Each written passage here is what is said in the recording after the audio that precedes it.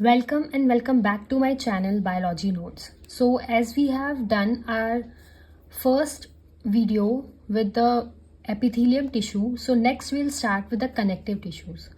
Okay, so we'll be completing all the tissue types in this series. After that we will continue with the 12th part. Okay, so let's start with the connective tissues. So connective tissues are the most abundant and widely distributed in the body of a complex animals. As you can know by the name that connective tissues are the most abundant. Okay, and they are widely distributed in the body of the complex animals. They are only present in the complex animals. Okay, then they are named connective tissues because of their special functions of linking and support. Okay, connectivity or linkage. Okay, so the main function of the connective tissues are for linking and to support the other tissues and organs of the body. So they are further divided into three parts: loose connective tissues, dense connective tissues, and specialized connective tissues. First one is loose connective tissues, which are further divided into areolar tissue and adipose tissue. Then we have dense connective tissues, which are tendons and ligaments. Then specialized connective tissues are cartilage, bone, and blood.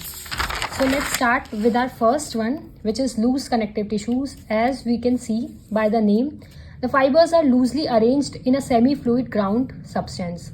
That means the intercellular matrix is which is semi-fluid, and the fibers are loosely arranged in that. Okay, so further they are divided into areolar and adipose tissue. They are mainly beneath the skin. Okay, they contains fibroblast, macrophages, and mast cells.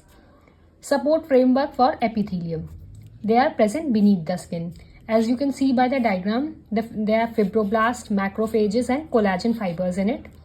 So this is the diagram of areolar tissue. Then we have adipose tissue. They are also beneath the skin, specialized to store fats. As you can see by the name, adipose is to store fats, and the nutrients which is not used are converted into the fats, and that fat is stored in these specialized tissues called adipose tissues.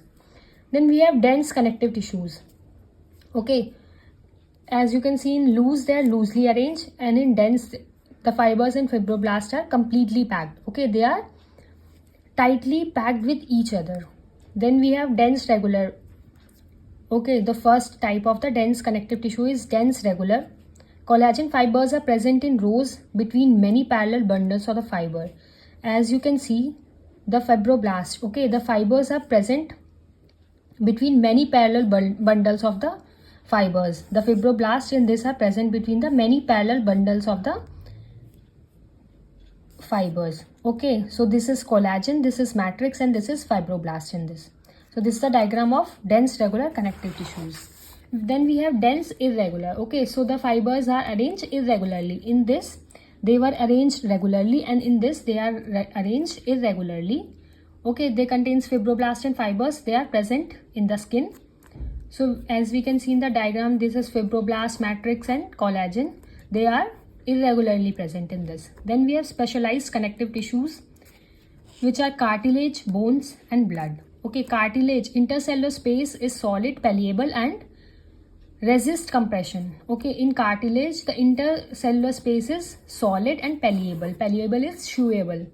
Okay, chondrocytes are the cells of the cartilage. Okay, cells of the cartilage are called chondrocytes, which are enclosed in small cavities. Okay, they are enclosed in a small cavities, chondrocytes. So where they are present in the tip of the nose. Outer ear is made up of cartilage and between adjacent bones. Okay, so as you can see, the collagen, these are the collagen fibers and cartilage cells, which are chondrocytes, are present in these cavities. Then we have bones, which provide structural framework to the body. As you can see, bones provides the structural framework of the body. Okay, so the bone cells are called osteocytes, which are present in the spaces called euchene. Bone marrow is the site of the production of the blood cells. These are very easy lines. You can just go through it once and you will be remembering this. Then we have Harvasian canals and euchene, and these bone cells, osteocytes, are present in this. Okay, then we have specialized connective tissue, which is called blood. Blood is the fluid connective tissue containing plasma, Okay, it contains plasma, red blood cells, white blood cells and platelets. Okay, blood is composed of plasma, RBCs, WBCs and platelets. It is the main circulating fluid that helps in the transport of the various substances. Okay, this is the fluid connective tissue of our body and it is present abundantly in our body. Okay, blood. Then comes the muscle tissues. Okay, these are, as you can see, present in the muscles. So they are called muscle tissues. They are long cylindrical fibers, are composed of fine fibrils called myofibrils. They are composed of fine fibrils which are called myofibrils. Muscles are three types. Muscle tissues are of three types: skeletal, smooth and cardiac. Okay, then we have skeletal muscles. Skeletal muscle tissue is attached to the skeletal bones. As you can see by the name, the skeletal muscles are tissues are attached to the skeletal bones. That's why they are called skeletal muscles. In a typical muscle such as biceps, striated skeletal muscles fibers are bundled together in a parallel fashion. Okay, so they are present in a parallel fashion. Okay, example is the biceps, triceps. Okay, so in these muscles, skeletal muscle tissues are present.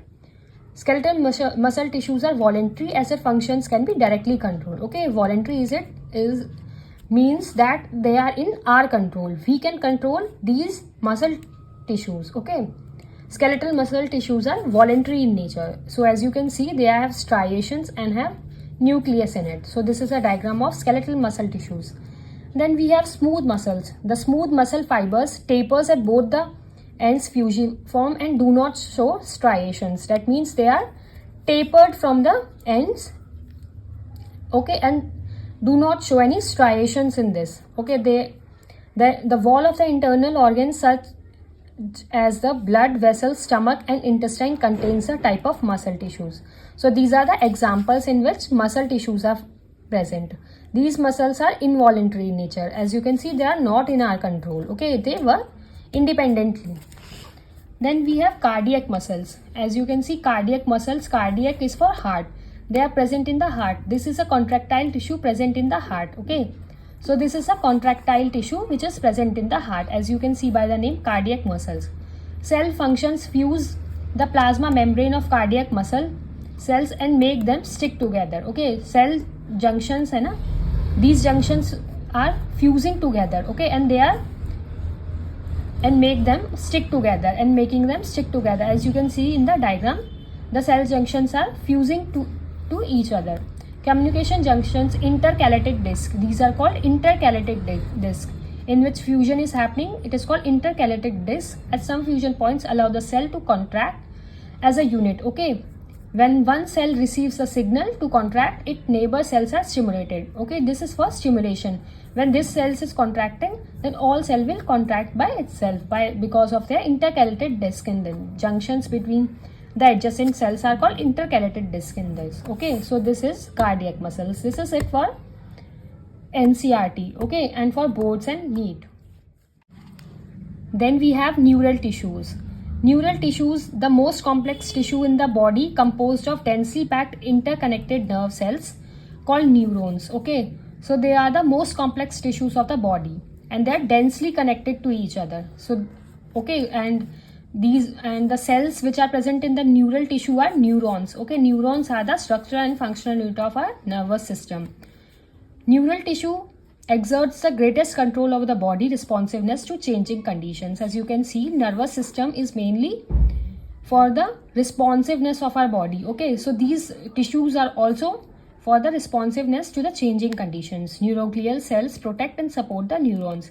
So these are the main cells which protects and supports the neurons. Okay, so there are mainly two cells present in this tissue is neurons and neuroglial cells, specialized in various parts of the body and in integration of their activities. Okay, so all the activities are controlled by the neural tissues. Okay, so the integration between these specialized cells is for the body's activities. When a neuron is suitably stimulated, an electrical disturbance is generated which swiftly travels along its plasma membrane. Okay, when the neuron is suitably stimulated. Okay, when there is an external stimuli is given, then the neurons are stimulated and the electrical disturbance is passed swiftly to the plasma membranes, to which the neural system reacts to that. So here is the diagram. As you can see, this is the neuron and these cells are neuroglial cells. This is the cell body, dendrites, axon, and these cells are present. They are present very densely in this. These are called neuroglial cells. Okay, so this is the neural tissue. So the tissues are completed and further videos will be uploaded for this series.